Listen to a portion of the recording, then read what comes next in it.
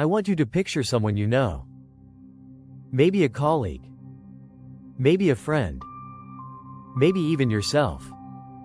Someone who wakes up every morning already tired before the day has started.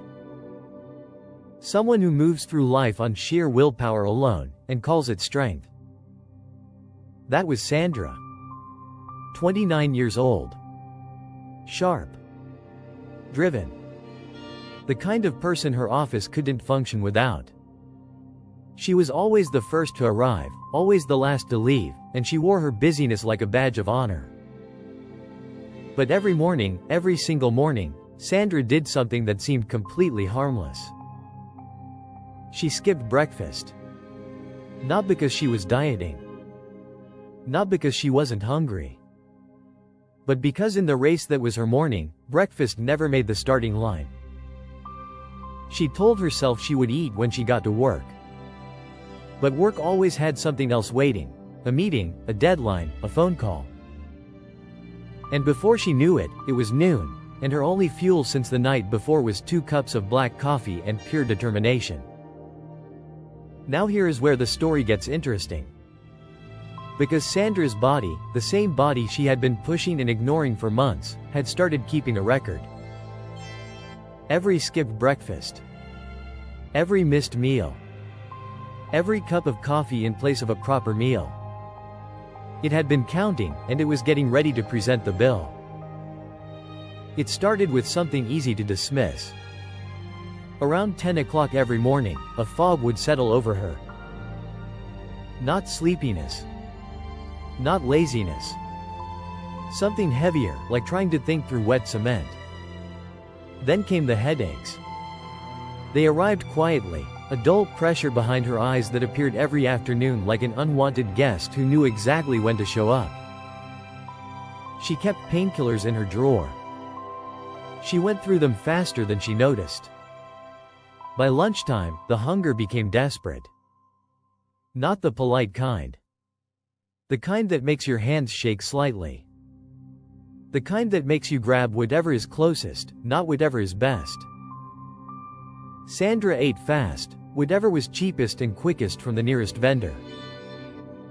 And for about 40 minutes, she felt human again. But 40 minutes later, the fog returned. And Sandra did what she always did. She pushed through. I need you to pay attention to this part, because this is where Sandra's story stops being ordinary. It was a Thursday. She had a presentation that morning, the kind that had taken her 3 weeks to prepare, the kind that could change the direction of her career. She had rehearsed every slide. She knew every number. She was ready.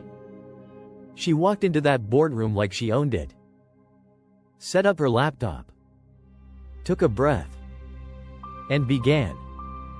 And for the first 2 minutes, she was brilliant. And then, something shifted.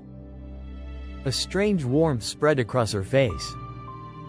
Her vision softened at the edges, like someone had smeared Vaseline on the corners of her eyes. Her mouth went dry. Mid-sentence. In front of everyone. Added bridging line. She tried to continue. She found the next word, then the next.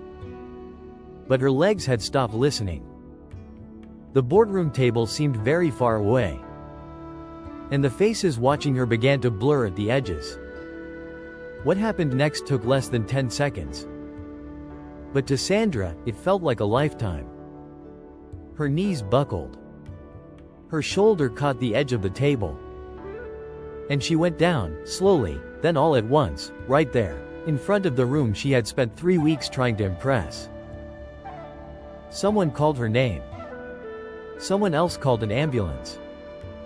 Someone put a jacket under her head. And Sandra lay there on the floor of her own office, looking up at the ceiling, completely conscious, completely confused, wondering what on earth had just happened to her. She was 29 years old. She had no known medical condition. She had not felt sick that morning. And she had just collapsed in front of her entire office. The question on everyone's lips, including hers, was the same. What was wrong with Sandra? At the hospital, the doctors ran every test you can imagine. Heart, brain, blood pressure, blood sugar. Sandra lay there in that hospital bed, preparing herself for the worst. A serious diagnosis. Something with a long, complicated name. Something that would explain all of it. The doctor came back, sat down beside her, and asked her one question that caught her completely off guard. "Sandra, what did you eat this morning?" She stared at him. "Nothing. What about yesterday morning?" She looked away. "Nothing," he nodded slowly. "And the morning before that?" Her blood sugar had dropped to a dangerous level. Not because she had diabetes. Not because something was medically wrong with her. But because she had spent months running a machine with no fuel, and that machine had finally, publicly, shut down. The tiredness at 10 a.m. The daily headaches. The shaking hands. The desperate hunger. The blurred vision. Every single sign had been her body screaming the same message, in different languages, for months. And Sandra had been too busy to translate. Sandra spent one night in that hospital. And in that one night, lying there with an IV in her arm, her presentation unfinished, her phone full of missed calls, she made a decision. Not a dramatic one. Not a complicated one. Just a quiet, firm decision to start listening. She started eating breakfast. Something simple every morning. Eggs, fruit, oatmeal, even just bread and a glass of water. She started keeping a small snack in her bag. And she started drinking water, actual water, before she touched her first cup of coffee. Within 3 weeks, the 10 a.m. fog lifted. The headaches stopped. The shaking hands disappeared. And Sandra walked back into that same boardroom, this time with fuel in her body and fire in her eyes, and delivered the presentation she had collapsed trying to give. But here is the part of Sandra's story that I haven't told you yet. The part that the doctor pulled her aside to say, quietly, privately, before she left that hospital. Something so simple it almost made her laugh, and so serious it almost made her cry. I'll share exactly what he said in the next video. But before that, tell me something. When was the last time you ate a proper breakfast? Not coffee. Not nothing. A real meal. Comment below right now. Be honest, because your answer might tell you more about your own body than you realize.